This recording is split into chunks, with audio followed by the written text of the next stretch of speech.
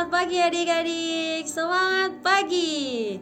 Aku mau kenal Tuhan, aku mau cinta Tuhan melalui firman-Nya.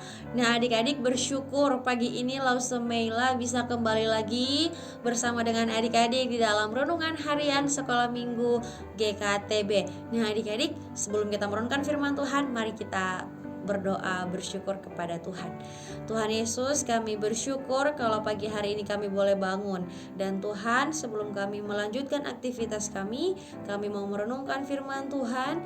Biarlah Roh Kudus menolong kami supaya kami bisa mengerti dan mampu melakukannya dalam kehidupan kami. Di dalam nama Tuhan Yesus kami berdoa, amin. Nah adik-adik, kita akan melanjutkan renungan kita mengenai Rut. Ya adik-adik, mari kita baca firman Tuhan dalam Rut pasal yang ketiga ayat yang ke-13. Firman Tuhan berkata, "Tinggallah di sini malam ini dan besok pagi, jika ia mau menebus engkau, baik biarlah ia menebus. Tetapi jika ia tidak suka menebus engkau, maka akulah yang akan menebus engkau demi Tuhan yang hidup. Berbaring sajalah, tidur sampai pagi." Nah adik-adik yang dikasih oleh Tuhan kita Yesus Kristus, di bagian ini kembali lagi kita merenungkan mengenai kisah Rut dan Boas. Nah adik-adik, jadi pada waktu itu Naomi yang adalah menantu yang adalah ibu mertua dari Rut, dia menyarankan kepada Rut untuk mendekati Boas karena Boas juga punya kewajiban untuk melindungi Rut karena Boas adalah orang yang dekat dengan keluarga suaminya Rut. Nah adik-adik, pada waktu itu adatnya pada waktu itu peraturan bangsa Israel bahwa ketika Rut suaminya meninggal, maka saudara yang terdekat dengan suaminya Rut ini harus melindungi Rut.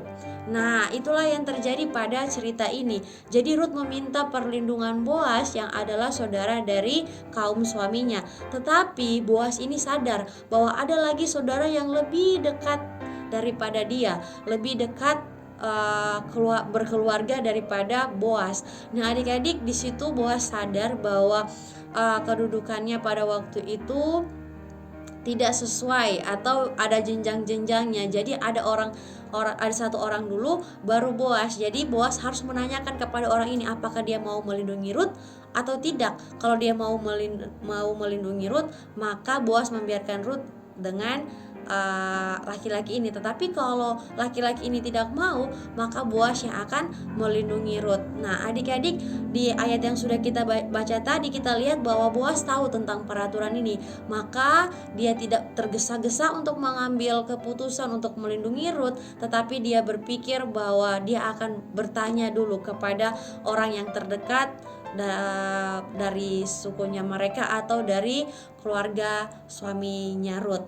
Nah adik-adik yang dikasih oleh Tuhan kita Yesus Kristus, apa yang akan kita pelajari melalui kisah Boas dan Rut di saat ini? Kita melihat bahwa Boas ini bukan orang yang serakah atau bukan orang yang bertindak secara tergesa-gesa. Dia tahu apa yang Tuhan inginkan sehingga dia melakukannya juga adik-adik.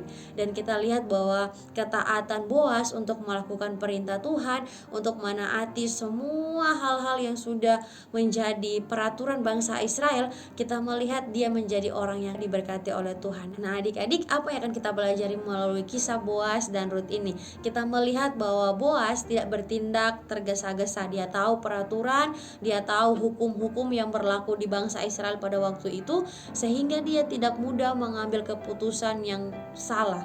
Dia tahu bahwa keputusannya itu juga akan mempengaruhi kehidupannya yang akan datang. Nah adik-adik, kita lihat bahwa Boas ini taat dengan peraturan, taat dengan perintah Tuhan, sehingga adik-adik dia mau melakukan yang benar di mata Tuhan. Kita lihat bahwa Boas ke depannya dia menjadi orang yang diberkati oleh Tuhan. Kita mau belajar dari Boas bahwa kita harus taat kepada Tuhan, bahkan itu mulai dari hal-hal yang kecil, mulai dari menghormati orang tua di rumah. Ketika orang tua mengarahkan, kamu belajar ya ikut untuk belajar. Atau kita juga bisa membantu orang tua. Seumpamanya orang tua minta tolong, "Dek, minta tolong ambilin ini." Nah Nah, jangan malah bentakin orang tua ya. Kita harus membantu orang tua. Mungkin juga ada teman-teman di sekitar yang bisa kalian tolong lah, maka bertolong-tolonglah, karena Tuhan menginginkan supaya kita juga mengasihi sesama kita. Dan adik-adik terlebih khusus juga kita harus menghormati Tuhan dengan kita hidup terus mengasihi Tuhan, membaca Alkitab, berdoa, sehingga hidup kita diberkati oleh Tuhan karena kita taat kepadanya. Mari sama-sama kita berdoa. Tuhan Yesus, terima kasih untuk firman-Mu di hari ini. Tolong kami untuk kami mau taat dengan Tuhan, bahkan mulai hal-hal yang kecil, mulai dari keluarga kami, di sekitar keluarga kami, mau hormati orang tua, mengasihi kakak-kakak dan adik-adik, bahkan juga Tuhan Yesus mengasihi teman-teman kami. Terima kasih Tuhan, tolong kami juga supaya kami mau berdoa dan kami mau membaca Alkitab dengan tekun. Terima kasih Tuhan Yesus, kami berdoa. Amin. Nah, adik-adik, sampai di sini dulu renungan kita. Nanti besok kita akan lanjut dalam renungan yang selanjutnya. Selamat beraktivitas, tetap jaga kesehatan, semangat belajar, dan Tuhan Yesus memberkati. Dadah.